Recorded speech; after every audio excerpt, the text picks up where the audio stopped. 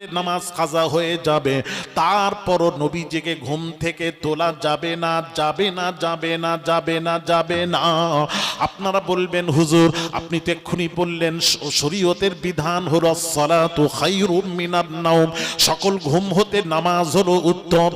তাহলে সকলকে নামাজের জন্য তুলব, নবীকে কেন তুলব না, তুলব না, তুলব না? এই কারণে তুলবেন না, নবীর কাছে যখন যাবে ব্যাখ্যা চেঞ্জ, ব্যাখ্যা এই ব্যাখ্যার হবে না, হবে না, হবে না, এখন এই ব্যাখ্যা করা যাবে না, করা যাবে না, যাবে না, যাবে না, যাবে না।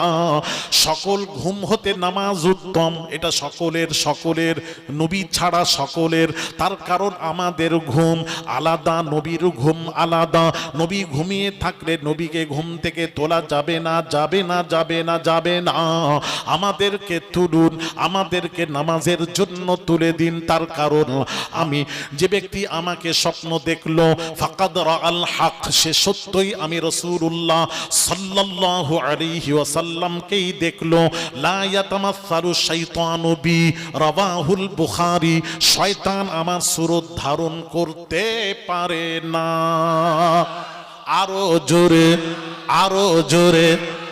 তাহলে নবীর কাছে শয়তান নেই, নবী শয়তান থেকে পাক, আর আমাদের কাছে শয়তান আছে, যার জন্য শরীয়তের বিধান আমাদের জন্য আলাদা।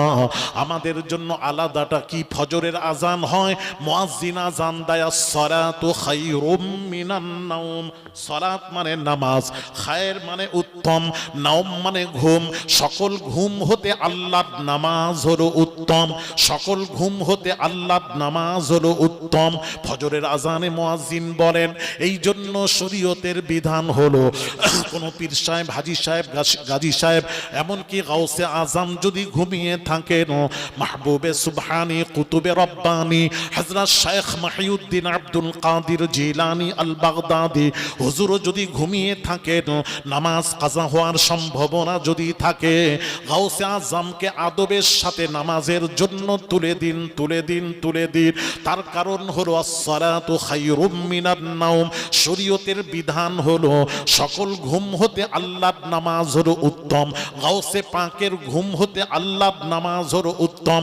আবু বকর সিদ্দিক রাদিয়াল্লাহু তাআলা আনহু যদি ঘুমিয়ে থাকেন, নামাজ কাজা হওয়ার সম্ভাবনা যদি থাকে, আপনি সিদ্দিক আকবর রাদিয়াল্লাহু তাআলা আনহুকে নামাজের জন্য তুলে দিন, তুলে দিন, তুলে দিন। তার কারণ হলো শরীয়তের বিধান হলো আসসালাতু খায়রুম